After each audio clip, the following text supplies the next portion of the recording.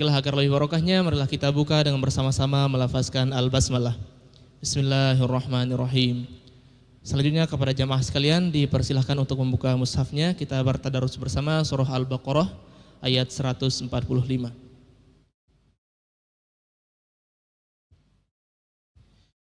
A'udzu billahi minasy syaithanir rajim.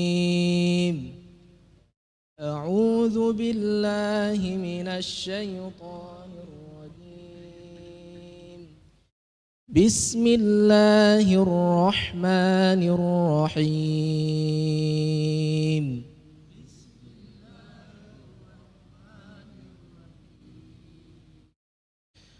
ولئن أتيت الذين أوتوا الكتاب بكل آية ما تبعوا قبلتك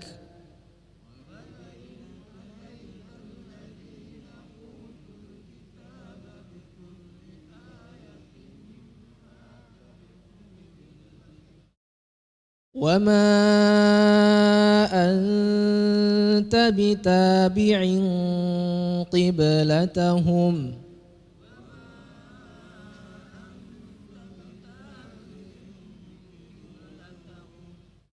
وما بعضهم بتابع قبلة بعض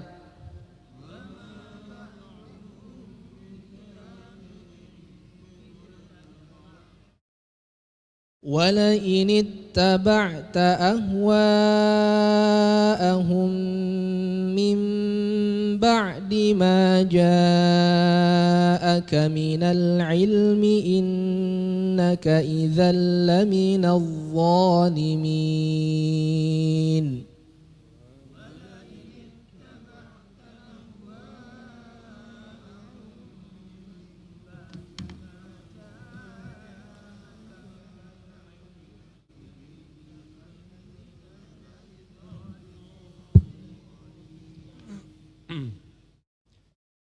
Bismillahirrahmanirrahim. Bismillahirrahmanirrahim. Assalamualaikum warahmatullahi wabarakatuh. Alhamdulillah. Salatan wa salaman ala habibina Rasulillah wa ala alihi wa sahbihi wa man wala amma ba'd. Ayat 145 kita lanjutkan pada hari ini. Semoga membawa berkah untuk kita semua. Firman Allah Ta'ala, saudara-saudaraku yang tadi sudah dibaca.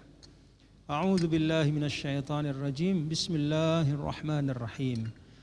Wala in ataital ladzina utul kitab, dan walaupun engkau memberikan semua ayat kepada al-utul kitab, kepada orang-orang yang diberikan kitab, bikulli ayatin, semua ayat, semua keterangan, semua dalil, semua alasan, semua bahkan bukti kemujizatan, ma tabi'u qiblatak, maka mereka tidak akan mengikuti kiblatmu.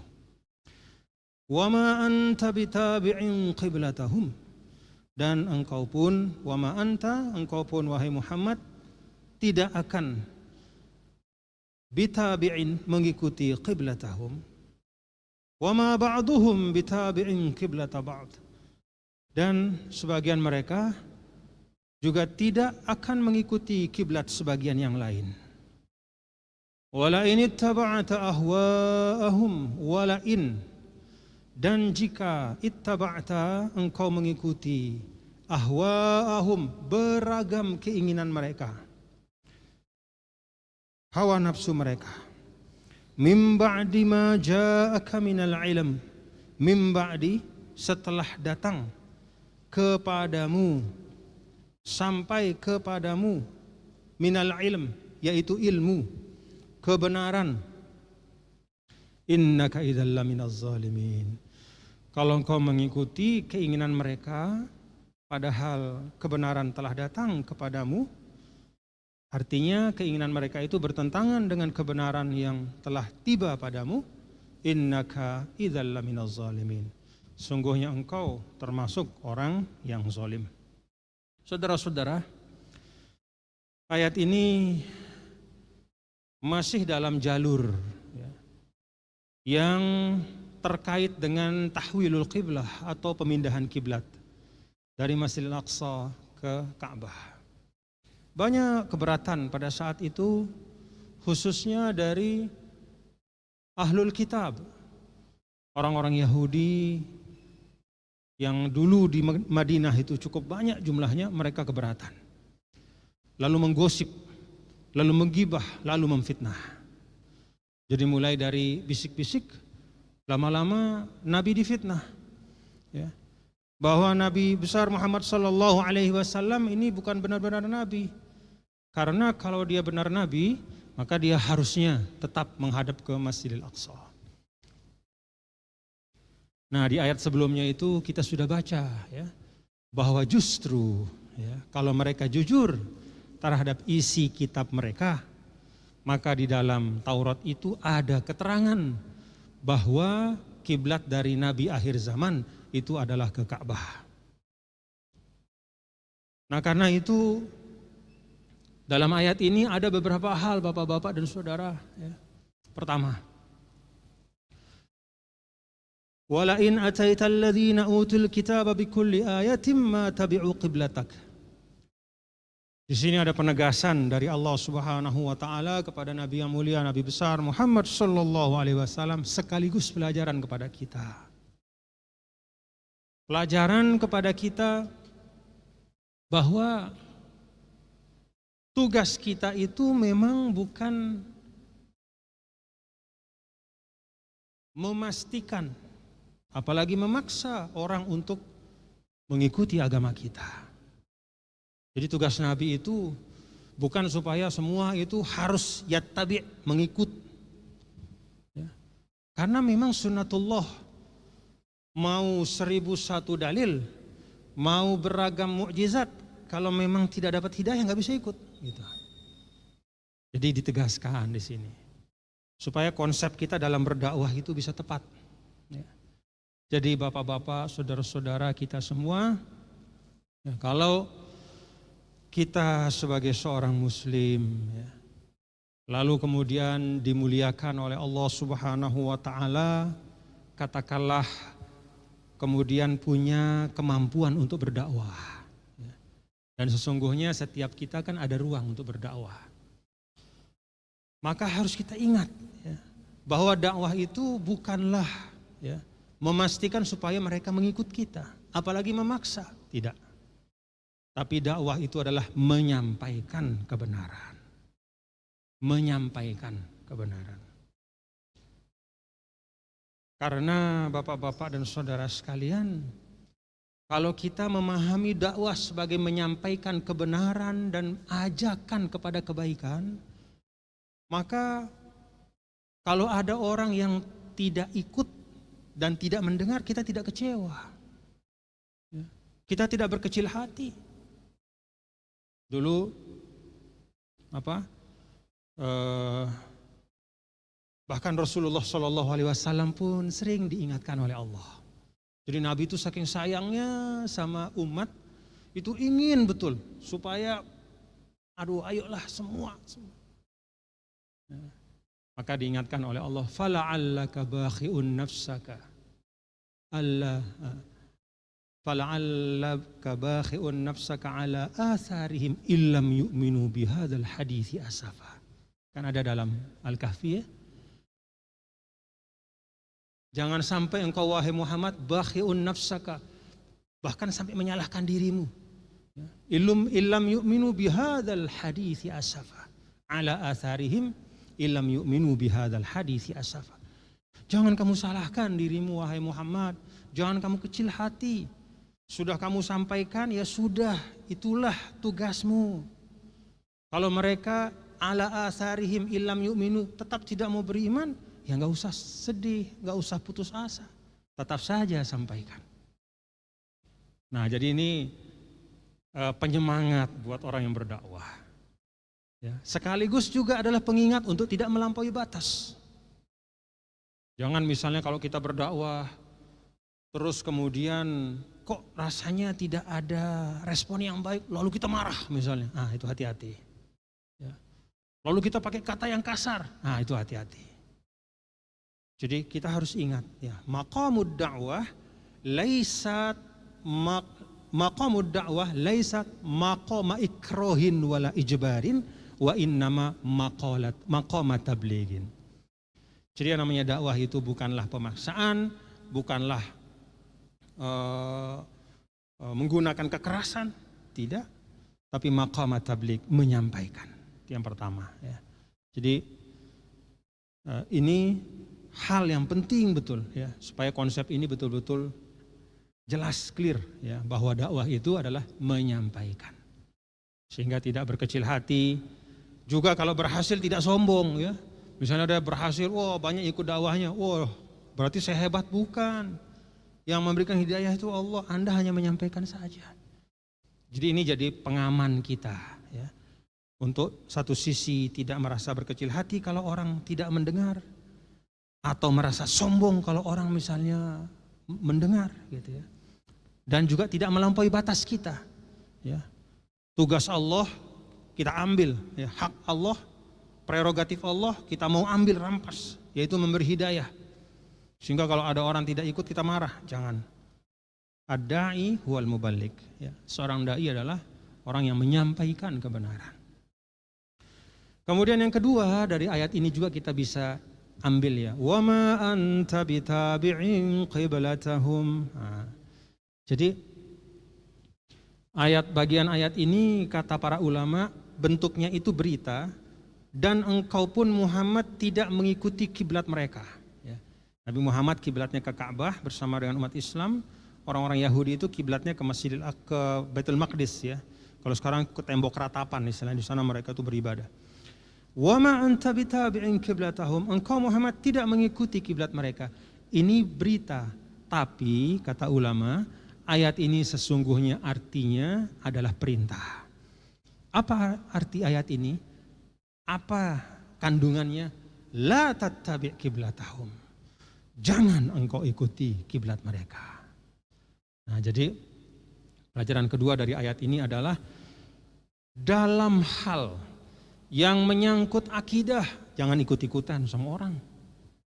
Dalam hal yang di dalamnya ada makna ritual ibadah juga jangan ikut-ikutan.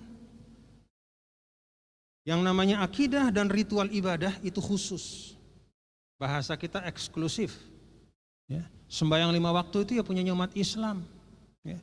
Tidak perlu misalnya ada orang yang non muslim misalnya ingin menampakkan penghargaan kepada umat Islam lalu ikut sholat 5 waktu, nggak usah. Ya, bukan itu cara kita.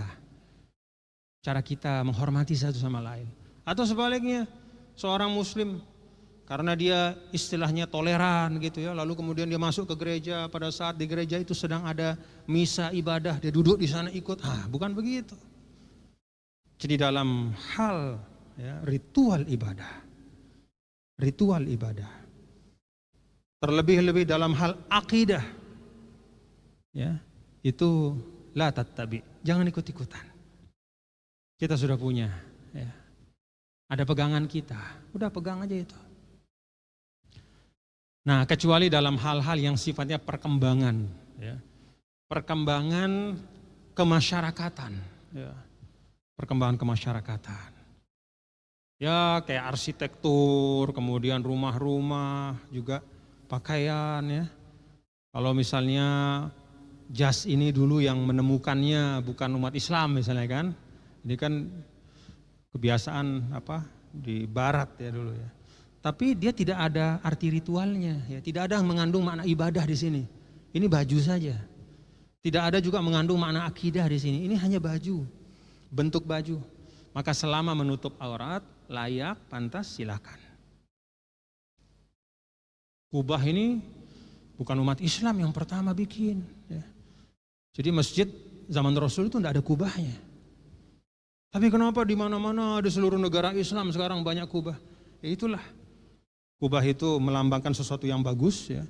Itu dari zaman Romawi itu banyak kubah-kubah ini. Ya, lalu diambil, diadopsi oleh umat Islam, gak masalah. Karena kubah itu bukan bagian dari ibadah. Itu bangunan. Ya.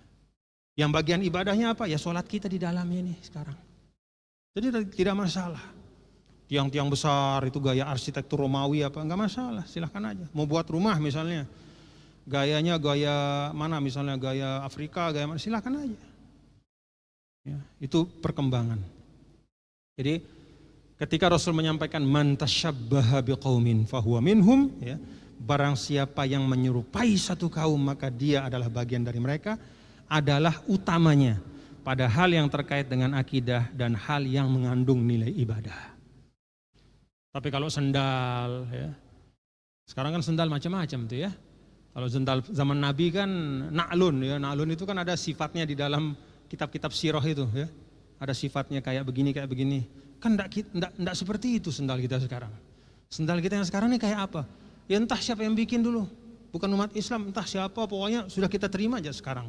Ya udah kita pakai. Kendaraan, ya, dulu zaman Nabi ada onta, tiba-tiba ada orang bikin mobil segala macam. Ya kita pakai. Karena itu tidak ada nilai akidah dan ritual ibadahnya. Itu hanya hal yang terkait dengan kemudahan kehidupan, fasilitas. Ya. Jangan kita berkeras, wah Nabi onta, terus mulai haji ke Mekah pakai onta, nggak bisa. Ya. Pertama ontanya nggak ada di sini. Kedua, kalaupun beli onta, harga onta lebih mahal dari mobil yang paling bagus. Mau cari onta di mana coba di sini? Impor dari Arab berapa miliar? Ya. Jauh lebih murah beli tiket pesawat daripada beli onta satu. Artinya, ya, nah disinilah di dalam istilah Al-Quran itu wa ma ja'ala alaikum fid dini min haraj yuridullahu bikumul yusra. Bahkan dalam hal-hal yang ritual pun ada kemudahan-kemudahan, apalagi dalam hal yang tidak ada kaitannya dengan ritual serta tidak ada kaitannya dengan akidah. Nah, ini supaya kita paham ya Bapak-bapak, Ibu, saudara-saudara. Nah, jadi yang kedua, wa ma anta bitabi'in qiblatahum, dalam hal-hal yang prinsipil menyangkut akidah, menyangkut ritual ibadah, ma anta bitabi', jangan ikut-ikutan. Selebihnya ya silahkan, ya, saling mengisi, saling melengkapi, teknologi, ilmu silahkan. Medsos itu siapapun yang ciptakan, kalau kita bisa pakai untuk dakwah, pakai untuk dakwah. Mobil segala macam pakai saja untuk dakwah. Ya. Kamera ini yang nyoting kita ini tahu siapa yang bikin dulu, Sony apa segala macam. Bukan orang Islam, kita pakai. Karena tidak ada kaitannya dengan esensi, ya, dari akidah dan ibadah, tapi itu bagian dari fasilitas alat, instrumen, ya, untuk kehidupan kita. Lalu yang ketiga yang bisa kita ambil dari sini, dari ayat ini di antara sekian banyak, ya, adalah firman Allah, wala in ittaba'ta ahwa'ahum min ba'di ma ja'aka minal ilm innaka idzal laminaz zalimin. Nah, kalau engkau wahai Muhammad, ini bahasanya kepada Nabi tapi sebenarnya buat kita, karena Nabi nggak mungkin melakukan ini. Kalau engkau meninggalkan hidayah itu untuk mengikuti kehendak mereka, ya, ini dalam hal-hal yang prinsip sekali lagi tadi, ya, meninggalkan ilmu, mengikuti hawa nafsu mereka, ya, maka sungguh engkau termasuk orang yang zalim. Nah, ayat ini mengingatkan kepada kita bahwa salah satu dari kriteria kezoliman adalah engkau meninggalkan kebenaran yang engkau tahu itu benar hanya untuk mengikuti hawa nafsumu atau hawa nafsu orang. Jadi kalau kita mengetahui sesuatu itu memang benar, kita ikuti. Ya. Jangan karena hawa nafsu kita ingin sesuatu lalu kita sembunyikan kebenaran. Atau mengikuti keinginan orang kita sembunyikan kebenaran. Itu zalim. Nah, ini bapak-bapak dan saudara-saudara adalah prinsip dalam Islam. Ya. Jadi di dalam Islam itu ada prinsip untuk kita mengikuti, ya, kebenaran. Tapi, nah ada satu catatan. Apa sih yang dimaksudkan dengan kebenaran al-ilm dalam ayat ini? Al-ilm dalam ayat ini adalah kebenaran yang muhaqqaq, yang memang ada buktinya. Ya. Yang memang dari sisi agama jelas. Bahasa gampangnya ada Quran hadisnya, jelas. Atau merupakan ijma, kesepakatan para ulama. Itu kebenaran. Tapi kalau sekedar persepsi pribadi, nah, maka jangan kemudian kita menganggap diri bahwa itulah yang paling benar. Apa contohnya? Bapak-bapak, saudara-saudara, ada 1001 masalah dalam kehidupan ini. Terhadap masalah itu kita bisa beda pandangan sama orang. Ya. Misalnya menilai sesuatu. Menurut kita bagus, menurut dia kurang bagus. Apakah penilaian kita yang disebut bagus ini yang dimaksudkan dengan ilmu dalam Al-Quran? Tidak. Itu pendapat dan pandangan. Maka terhadap perbedaan yang seperti itu, kita tidak boleh menjadikannya sebagai sesuatu yang prinsip. Gara-gara beda pandangan, beda pendapat, lalu kemudian putus silaturahim. Kan dalam Al-Quran katanya kita harus berpegang teguh pada apa yang kita yakini. Iya, betul. Tapi ingat, Al-Quran menggunakan bahasa al-ilm. Al-ilm itu sesuatu yang sudah bulat, jelas, terang benderang seperti matahari di siang hari itu. Tidak perlu dalil lagi. Tidak ada orang cari dalil. Mana buktinya bahwa matahari terang?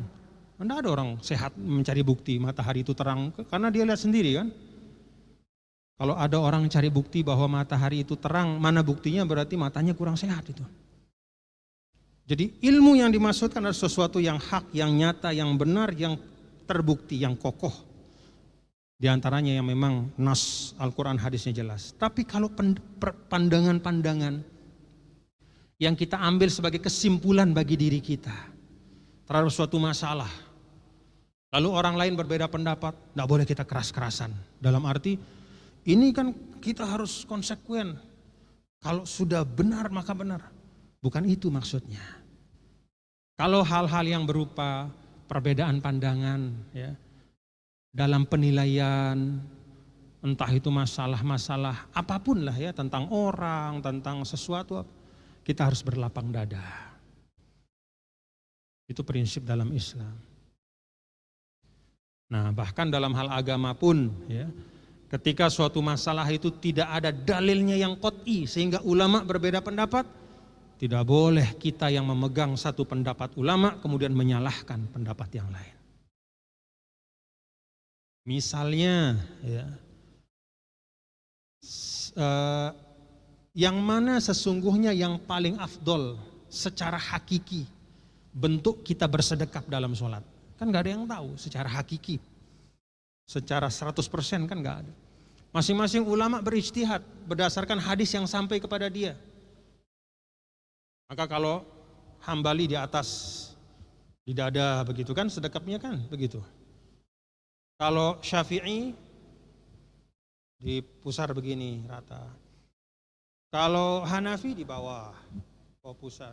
Kalau Maliki bahkan lepas, nggak pakai sedekap tapi biasa saja. Kenapa? Karena memang tidak ada ilmu yakini di situ. Jadi hadis-hadisnya itu masih mengandung beberapa kemungkinan. Ada hadis yang begini, ada yang begitu. Atau memang Nabi memberikan kelapangan. Nah, jadi kalau hal-hal yang kayak begitu, jangan berkeras-kerasan. Perincian-perincian dalam kita ibadah yang banyak, ya, banyak sekali. Termasuk misalnya masalah berwudu yang membatalkan wudu segala macam. Jangan ribut, jangan berkelahi. Karena itu memang pendapat-pendapat yang diambil berdasarkan dalil yang sampai kepada imam masing-masing. Sehingga ada perbedaan. Tapi dalam hal-hal prinsip kita harus kompak bersama-sama.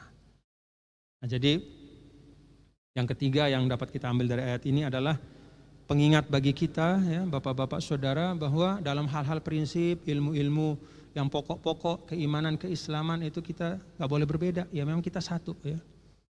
Ya kalau kiblatnya satu, Al-Qurannya satu, nabinya dan seterusnya. Tapi dalam hal-hal yang sifatnya perincian, kita harus berlapang dada. Apalagi dalam hal-hal yang sifatnya duniawi. Ini agama saja, tapi teknis, harus berlapang dada. Apalagi yang sifatnya duniawi. Nah, karena itu salah satu tanda kecerdasan seseorang adalah dia menempatkan sesuatu pada tempatnya. Nah, mari bapak-bapak, saudara-saudara, kita belajar untuk menempatkan segala sesuatu pada tempatnya. Mana hal-hal yang prinsip, yaitu kita pedomani bersama. Mana hal-hal yang sifatnya di situ ada kelapangan, ada ruang untuk berijtihad. Mari kita saling melapangkan hati. Jangan memaksakan pendapat kita. Apalagi dalam hal-hal yang sifatnya duniawi. Ya. Hal-hal yang sifatnya tentang kemasyarakatan, tentang politik, tentang gak usah kita jangan kita putus silaturahim karena perbedaan dalam masalah-masalah seperti itu. Wallahu a'lam bishawab. Mohon maaf saya tidak bisa lama karena harus berangkat, ada kegiatan. Rabbana taqabbal minna innaka antas samiul alim wa tub alaina innaka antat tawwabur rahim. Allahumma anfa'na bima 'allamtana wa 'allimna ma yanfa'una. Ya Allah, berikanlah kemanfaatan dari apa yang Engkau ajarkan kepada kami dan ajarkan apa yang membawa manfaat bagi kehidupan kami. Rabbana atina fid dunya hasanah wa fil akhirati hasanah wa qina adzabannar. Sallallahu wasallam ala sayyidina maulana Muhammad walhamdulillahirabbil alamin. Assalamualaikum warahmatullahi wabarakatuh. Subhanakallah bihamdika asyhadu an la ilaha illa anta astaghfiruka wa atubu ilaik. Baiklah jamaah sekalian.